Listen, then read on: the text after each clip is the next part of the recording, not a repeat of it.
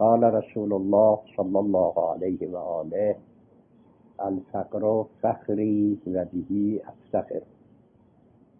وقال أبو الحسن عليه السلام في حديث آخر: كاد الفقر أن يكون كفرا.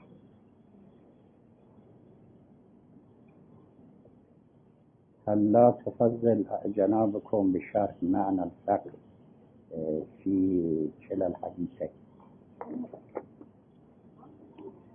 بناتي، الفقر مرة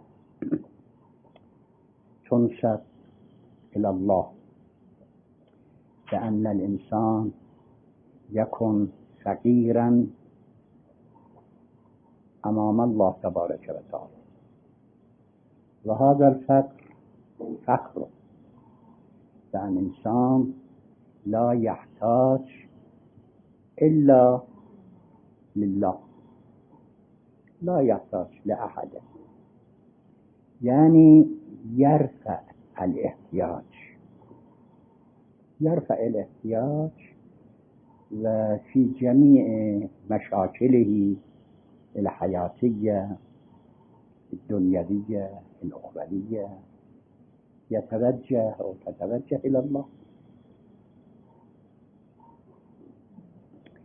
يكون النصر لها أو له من الله. ربي إني مغلوب فانتصر. لا يكون النصر إلا من الله. إذا أراد الله تبارك وتعالى يكون النصر بالنسبة إلى المشكلات، بالنسبة إلى جميع مشكلات الحياة كثيرة، ولا ينحل هذه المشكلات إلا بالتوجه من الله. وكاد الفقر أن يكون كفرا، يعني إذا إنسان في الأمور التي هو فقير أو هي فقير تتوجه إلى الناس، يعني يفتح أياديه عند الناس، والناس هم المحتاجون، هم الفقراء، ولذلك لا يجوز إظهار الفقر إلا لله تبارك وتعالى. نعم، أهل البيت سلام الله عليهم أجمعين، محمد وآل محمد هم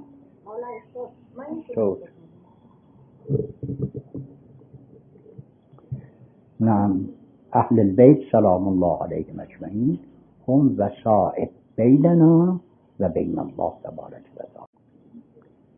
ولذلك الفقر إلى الله تبارك وتعالى هو الفخر للإنسان، لأن الإنسان لا يفتح يديه يد الحاجة إلا عند الله والمعصومين سلام الله عليهم أجمعين، الذين هم مفاتيح إلى سبيل الله.